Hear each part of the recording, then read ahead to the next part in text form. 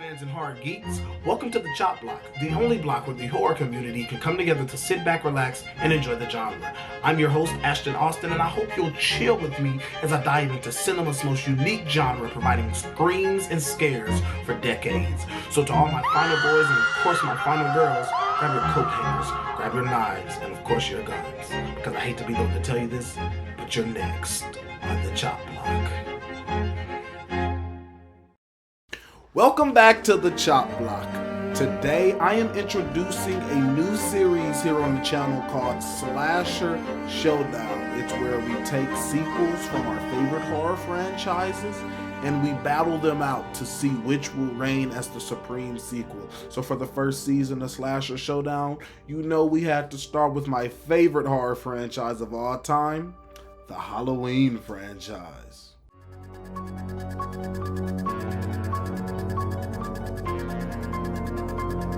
In this series, we'll take two sequels from a very popular horror franchise, battling out the movies, determining on the kill count and the creativity, the scare factor, the storyline and continuity, the rewatchability, and then the fan impact. Is it a cult classic? Did it make a mark on fans? Do fans agree? Yes, this is a great movie. Okay, and the two films selected in pre-production, because we spent the wheel, but the two films selected in pre-production were Halloween 4 and Halloween 2, 1981. But we're not going to waste any more time here. Let's get into the battle. Alright, so round one with kills and creativity. We know the rampage Michael went on in Haddonfield Memorial that night. From doing things you wonder, how does he know how to do that? I'm talking to kill the nurse owls, to plunging needles through eyeballs, to lifting nurses in the air with scalpels. Michael's creativity continued to shine in Halloween 2, while in Halloween 4 we had a lot of stabbings and a bit more stabbings and a couple more stabbings, but we had, some creativity with the kill with the shotgun. The shotgun kill was a very good kill. But other than that, Halloween, and of course Bucky, I'm not going to leave you out, Bucky. You went out a bad way, so, I'm not going to leave you out, Bucky.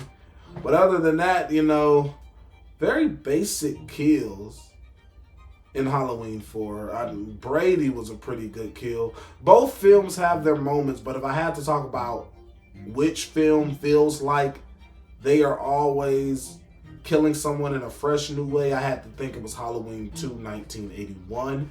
I also believe Halloween 2, 1981 may have a higher kill count. It might not. I need to search that up real quick. 1 second. Okay, so Halloween 2 has 10 officially counted deaths through Dead Meat's wiki. And yes, I am using Dead Meat James Agent Nieceman. That's the meta right there. That's like the Bible for kill counts. What he says goes. I don't want to hear no arguments. Shit. But Halloween 2 has 10 officially counted kills, and Halloween 4 has 16 counted kills. So Halloween 4 did get the edge on kill count, but I give Halloween 2 the edge on creativity. So I think this round will have to go to Halloween 2. It's only 6 kills behind, and I feel like those 10... Now this is a very interesting one I want to talk about. It is scare factor. Scare factor is how much can this film scare you? Obviously, the Halloween films aren't known for being overly terrifying. They're definitely tense, definitely can have moments that really put you on the edge of your seat, especially in the original film. But as far as scare factor goes, I think which one actually made me want to, look behind me. Halloween 2, it's creepy. It has that slow burn, those dark hospital rooms. Everything's empty. And of course, that killer score from Carpenter keeping things on edge. It's tense. And honestly, at times, it can feel a bit claustrophobic. And it makes you feel trapped. But I'm sorry. It is something totally different watching a child be stalked by Michael Myers. Halloween 4 opened up.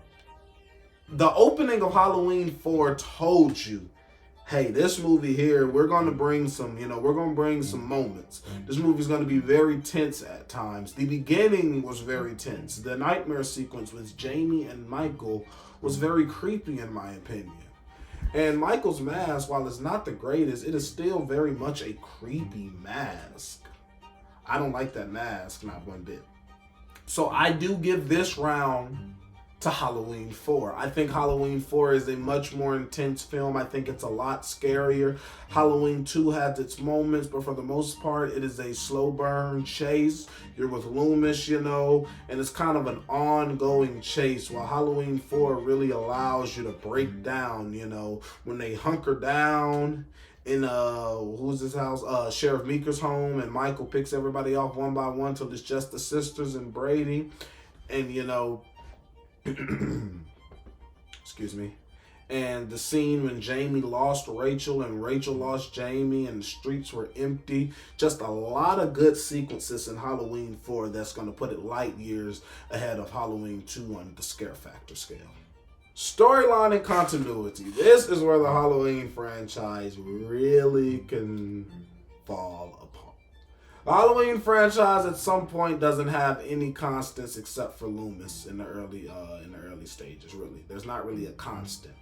Loomis, you had Danielle Harris 2 films, but for the most part, Donald Pleasance for the first 5 Michael Myers appearances was your main constant.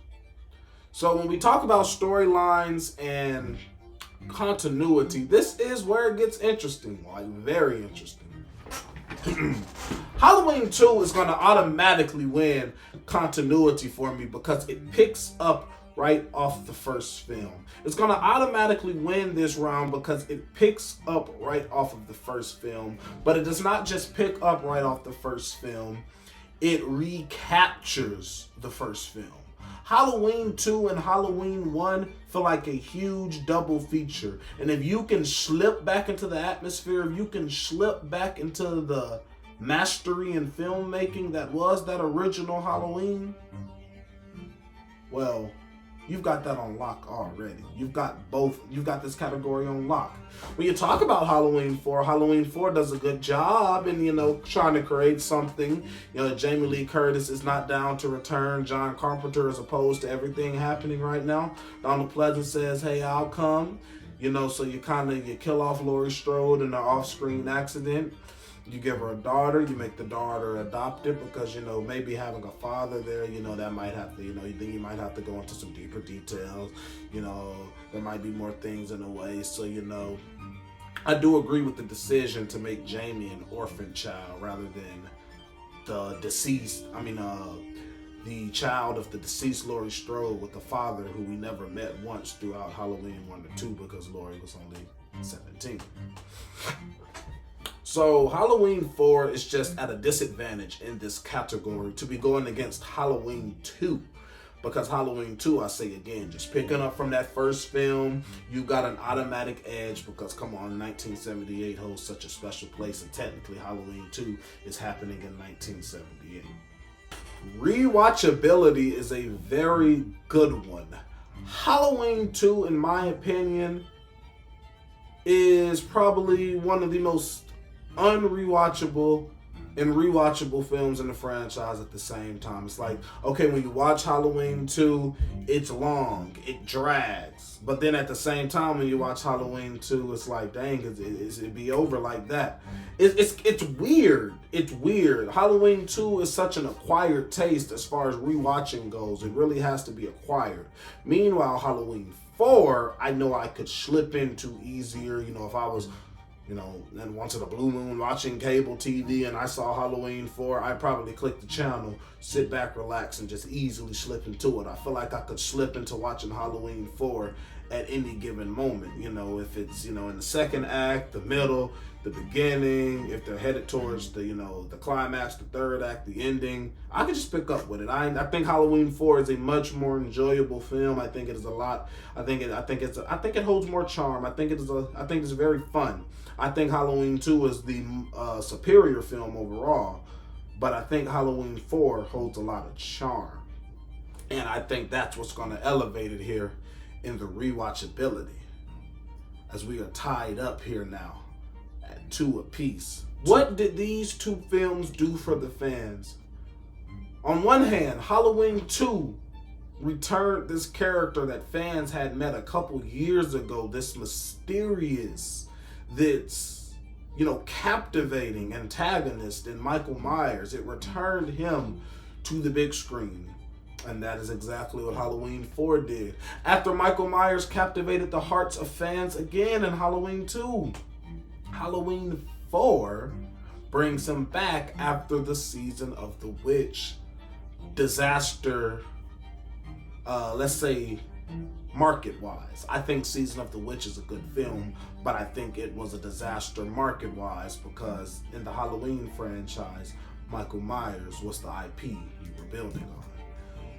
So, I think when it comes to fan impact, I don't know about this one. I mean, Halloween 2 cemented Michael Myers as a horror legend. That was his sequel that kept the people wanting more. And everyone knows it's one thing to make one horror movie and get a sequel. But when that sequel leaves them wanting more, and that sequel says, I could take more, that's when you become a legend. That is when you become a franchise. And, Halloween 4 brought him back when people thought the franchise was dead, though. I mean, it's the first film without John Carpenter's fingers over it, and, when you say he doesn't want to do Michael Myers, he doesn't want to do Halloween no more, it feels like Halloween, Michael Myers, and the franchise is dead.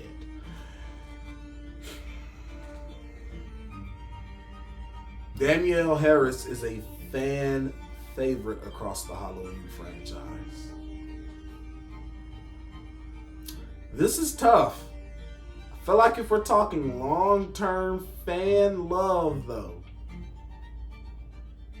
Halloween 4 wins by a nose. Just by a hair.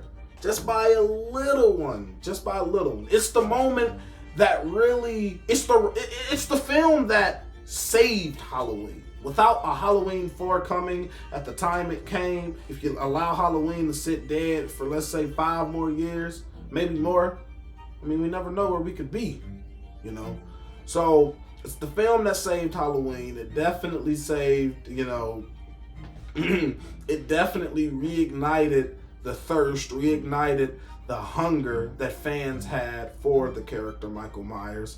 It also showed that, while, everything wasn't great, it took Halloween a very long time to build its name up, because you got to know the box office back in the day wasn't like, you weren't seeing Halloween 2018, Halloween Kills, Halloween Ends box offices with Halloweens 4, 5, and 6.